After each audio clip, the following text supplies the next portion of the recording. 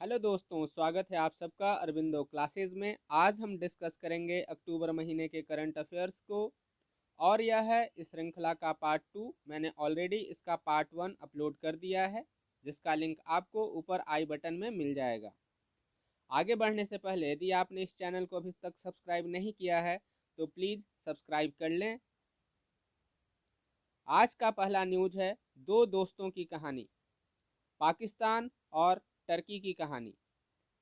पाकिस्तान पहले से ही एफएटीएफ के ग्रे लिस्ट में था और अब टर्की भी उस लिस्ट में शामिल हो गया है। एफएटीएफ का मतलब होता है फाइनेंशियल एक्शन टास्क फोर्स, और इसकी स्थापना 1989 में G7 समिट के दौरान पेरिस में की गई थी। और इस ग्रुप का, इस टास्क फोर्स का मेन एम है मनी लॉन्ड्रिंग और टेरर फाइनेंसिंग पे रोक लगाना। इसमें जो मेन मेंबर्स हैं उनमें Canada, USA, UK, Germany, France, Italy के अलावा एक एशियन कंट्री जापान भी है। आज का दूसरा न्यूज यूनाइटेड अरब इमिरेट्स से है। यूनाइटेड अरब इमिरेट्स का पहला डिजिटल ओनली इंडिपेंडेंट बैंक जैंड को लॉन्च किया गया है। बैंक के प्रेजेंट प्रमोटर्स ने इसे इमिरेट्स एनबीडी से एक्वायर किया था। इस बैंक का पहले नाम दुबई बैंक था, जिसे अभी रिलॉन्च करते हुए इसका नाम चेंज कर जैंड कर दिया गया है। भारत का पहला state owned DNA testing lab Maharashtra के नागपुर में लॉन्च किया गया है। यह स्टेट ऑन्ड पहला wild life DNA testing lab है। इसके पहले भी central government owned 2 lab Dehradun और हैदराबाद में स्थापित थे। अगली खबर टेक्टोनिकली एक्टिव कंट्री जापान से है। जापान में कई सारे हमें वोल्केनो देखने को मिलते हैं। उनमें एक प्रमुख वोल्केनो है माउंट एसो वोल्केनो, और यह जापान के क्यूशू आइलैंड पर स्थित है। यह हाल में ही अक्टूबर महीने में इरप्ट हुआ था। क्यूशू आइलैंड का लोकेशन हम जापान के एक बड़े मैप पर देख लेते हैं। जापान में कई सारे आइलैंड्स पाए जाते हैं। उनमें जो कुछ प्रमुख आइलैंड हैं उनमें एक होक्काइडो, उसके साउथ में होन्शु, उसके साउथ में शिकोकू, और सदर्न मोस्ट आइलैंड क्यूशू है। इसी क्यूशू आइलैंड पर अभी ये माउंट एसो वोल्केनो हमें देखने को मिलता है। इसके नीचे हमें यह विवादित ryukyu आइलैंड देखने को भी मिलता है। जापान के वेस्ट में सी ऑफ जापान है। जापान के ईस्ट में पैसिफिक ओशियन है। जापान के कुछ प्रमुख शहर जो इन आइलैंड्स पर स्थित हैं उन्हें भी ध्यान देना इम्पॉर्टेंट है, जैसे यह क्योटो, ओसाका, ये सारे शहर शिकोकू आइलैंड पर हैं। नागासाकी और हिरोशिमा, ये दोनों अलग अलग आइलैंड्स पर हैं। नागासाकी क्यूशू पर और हिरोशिमा शिकोकू आइलैंड पर स्थित है। जापान का कैपिटल सिटी टोक्यो हमें होन्शु आइलैंड पर मिलता है। जापान के नॉर्थ में रसिया का कामचटका पेनिनसुला आता है, और इस बीच में सी ऑफ ओखोट्स्क स्थित है। अगली खबर जम्मू एंड कश्मीर राज्य से है। जम्मू एंड कश्मीर राज्य का बंटवारा 2019 में कर दिया जाता है और धारा 370 भी एब्रोगेट कर दिया जाता है, जो कि जम्मू एंड कश्मीर को एक स्पेशल स्टेटस दे रहा होता है। बंटवारे के पहले J&K का जो स्टेट बर्ड था वह ब्लैक नेक्ड क्रेन हुआ करता था। वह लद्दाख क्षेत्र में पाया जाता था। इसलिए आज यह आवश्यकता महसूस की गई कि जम्मू एंड कश्मीर राज्य का जो स्टेट बर्ड है वह होना चाहिए जो J&K में ही पाया जाता है। इसलिए खलीज फीजेंट को नया स्टेट बर्ड घोषित किया गया है J&K का। J&K का पॉलिटिकल मैप यदि हम देखें तो यह कुछ ऐसा दिखता है, जिसमें यह जो पोर्शन है यह POK रीजन है जिसे पाकिस्तान ने ऑक्यूपाई कर रखा है। J&K का वह बॉर्डर जो POK से लगता है, उनमें इम्पॉर्टेंट डिस्ट्रिक्ट्स हैं कुपवारा, बारामुल्ला, पुंछ, राजौरी एंड जम्मू। ये वो बॉर्डर के डिस्ट्रिक्ट हैं जहां हमेशा पाकिस्तानी जो मिलिटेंट्स हैं वो घुसने की कोशिश करते रहते हैं। बढ़ते हैं अगले न्यूज़ की तरफ। यह गुलजार साहब की लिखी हुई एक किताब है, actually I met them a memoir. इसे गुलजार साहब ने लिखा है। 7वां न्यूज़ केरला से है। Parambikulam tiger conservation foundation Parambikulam tiger reserve की देखरेख करता है। इस टाइगर कंजर्वेशन फाउंडेशन को अर्थ गार्जियन अवार्ड से नवाजा गया है। Earth guardian award instituted by NatWest group and Parambikulam tiger reserve Sungam range of hills में स्थित है और यह Sungam range Anamalai hills and Nelliampathy hills के बीच में स्थित है। इस टाइगर रिजर्व में कुछ ट्राइब्स भी पाए जाते हैं, जैसे Malasar, Kadar, Mala Malasar and Muduvar. Parambikulam tiger reserve Kerala के पालक्काड डिस्ट्रिक्ट में स्थित है। केरला में पाए जाने वाले कुछ अन्य प्रोटेक्टेड एरियाज पे हम अपनी दृष्टि डालते हैं। इनमें एक प्रमुख है यह Wayanad wild life sanctuary, Malabar, silent valley national park, Idukki, Periyar, Shendurney, Peppara, Neyyar, Mathikettan Shola, Pambadum सोला, कुरुंजीमाला, Eravikulam.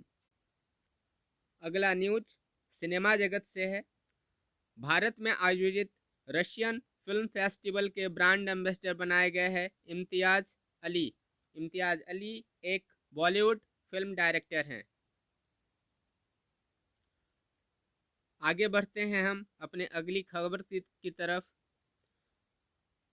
United nation environment programme ने अभी हाल ही में प्रोडक्शन गैप रिपोर्ट 2021 को रिलीज़ किया गया है। यूनाइटेड नेशन इन्वायरमेंट प्रोग्राम के कुछ अन्य इम्पॉर्टेंट रिपोर्ट्स हैं emission gap report, adaptation gap report, global environment outlook, making piece with nature. UNEP का हेडक्वार्टर केनिया के नैरोबी शहर में हमें देखने को मिलता है। अगला न्यूज पर्यावरण जगत से है। इंटरनेशनल स्नो लेपर्ड डे 23 अक्टूबर को हर साल मनाया जाता है। स्नो लेपर्ड एक वल्नरेबल स्पीसीज है और यह हिमाचल प्रदेश का स्टेट एनिमल भी है। स्नो लेपर्ड मेनली स्नो जहाँ होते हैं उस रीजन में ही पाया जाता है, इसलिए यह सेंट्रल एंड साउथ एशिया का नेटिव है। एंड प्रोटेक्टेड एरियाज जो इंडिया में पाए जाते हैं स्नो लेपर्ड के लिए, उनमें प्रमुख हैं हेमिस नेशनल पार्क जे&के में, Dibang wild life sanctuary, Nanda Devi national park Uttarakhand में, और उत्तराखंड में ही भारत का पहला स्नो लेपर्ड कंजर्वेशन सेंटर आने जा रहा है। अगला न्यूज़ दुनिया में सबसे ज़्यादा फॉलो किए जाने वाले राजनेता के बारे में है, डोनाल्ड ट्रंप के बारे में। डोनाल्ड ट्रंप को ट्विटर ने अपने प्लेटफॉर्म पे बैन कर दिया। उसके बाद इन्होंने अपना खुद का एक social media network platform launch किया है जिसका नाम इन्होंने ट्रुथ रखा है।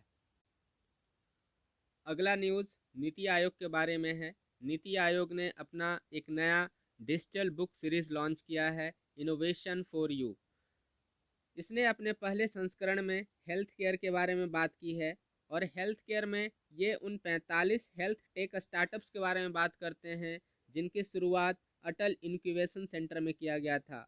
और ऐसा बताया जा रहा है इन्होंने जो प्रोडक्ट्स और टेक्नोलॉजी जो बनाई है वो डिसरप्टिव है एंड सस्टेनेबल फ्यूचर की ओर हमें ले जाता है। अगला न्यूज़ भारत के पड़ोसी मुल्क नेपाल के बारे में है। भारत ने अभी एक नया क्रॉस बॉर्डर रेल लिंक बनाकर नेपाल गवर्नमेंट को सौंप दिया है। यह रेल लिंक जयनगर जो कि भारत में है और कुर्था जो नेपाल में है, इन दोनों को जोड़ेगा। और इस रेल लिंक को पूरा करने वाली कंपनी इरकॉन है जो कि एक भारतीय पीएसयू है। अगली खबर हरियाणा राज्य से है। हरियाणा सरकार ने अपने राज्य में परिवार पहचान पत्र स्कीम को लॉन्च किया था। इस स्कीम के तहत यह जिन परिवारों को यह सत्यापित करते हैं कि यह परिवार गरीब है, उस परिवार के बच्चों को यह फ्री में एजुकेशन देने की बात कर रहे हैं। और इसके लिए इन्होंने जो मानक तय किए हैं वह है कि यदि परिवार की आय प्रति वर्ष 1.8 लाख से कम है तो उनके बच्चों को हम फ्री में एजुकेशन देंगे। अगली खबर छत्तीसगढ़ राज्य से है। छत्तीसगढ़ राज्य में Shri Dhanvantari generic medical store खोले गए हैं। इस स्टोर में 50 से 70% के आसपास डिस्काउंट दिए जाएंगे सारे मेडिसिन पर जो भी इन स्टोर्स पर अवेलेबल होंगे। सेंट्रल गवर्नमेंट ने ऑलरेडी प्रधानमंत्री जन औषधि परियोजना के तहत जन औषधि स्टोर्स देश के विभिन्न भागों में खोल रखे हैं। अगला न्यूज़ हाइड्रोजन के बारे में है। हाइड्रोजन को भविष्य का ईंधन कहा जाता है। हाइड्रोजन के यहाँ आप कई प्रकार देख रहे होंगे, blue hydrogen, green hydrogen, brown hydrogen और ग्रे हाइड्रोजन। जब हम हाइड्रोजन को मीथेन से बनाते हैं और इस प्रक्रिया में जो बाई प्रोडक्ट कार्बन डाइऑक्साइड बनता है उसे हम एटमॉस्फेयर में रिलीज कर देते हैं तो इसे ग्रे हाइड्रोजन कहा जाता है।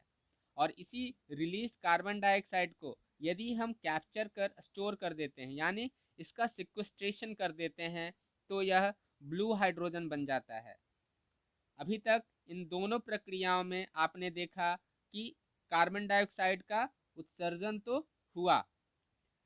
तीसरी कार्बन का टाइप हम जब देखते हैं ब्राउन हाइड्रोजन के बारे में, ब्राउन हाइड्रोजन कोल से बनता है और इसमें जो कार्बन डाइऑक्साइड निकलता है उसे एटमॉस्फेयर में रिलीज कर दिया जाता है। तो ग्रे और ब्राउन में डिफरेंस है कि ग्रे हाइड्रोजन CH4 से मीथेन से बनता है एंड ब्राउन हाइड्रोजन कोल से बनता है। इनमें जो सबसे जीरो कार्बन इमिशन वाला हाइड्रोजन होगा वह है green hydrogen. Green hydrogen is made from renewable energy और इसमें कोई भी कार्बन डाइऑक्साइड का इमिशन नहीं होता है।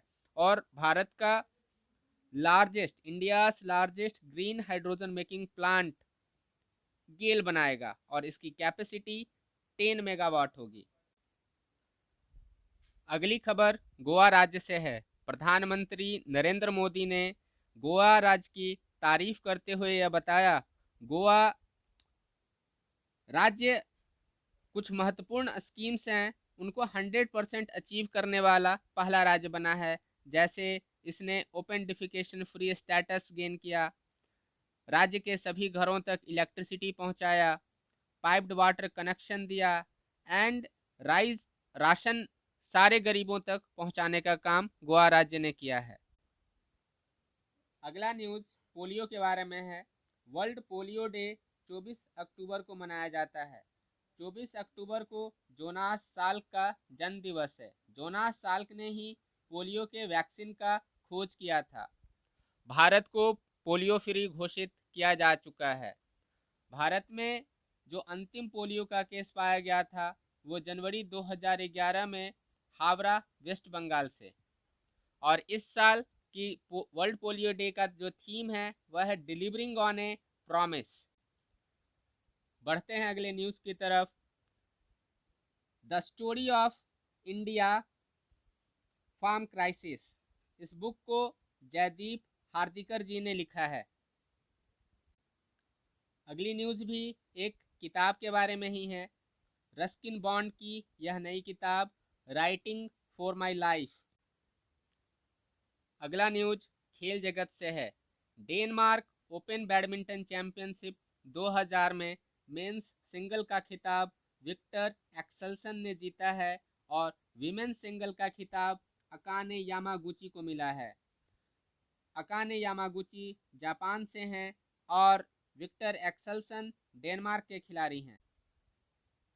अगला news election commission of India के हवाले से है। इलेक्शन कमीशन ऑफ इंडिया ने एक गरुड़ ऐप लॉन्च किया है।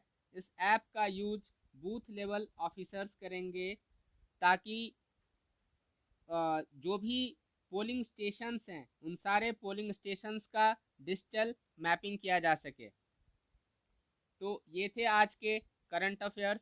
यदि आपको यह वीडियो पसंद आया हो तो प्लीज़ शेयर करें एंड इसे सब्सक्राइब करना इस चैनल को ना भूलें। और इसी के साथ यह वीडियो समाप्त होता है। जय हिंद, जय भारत।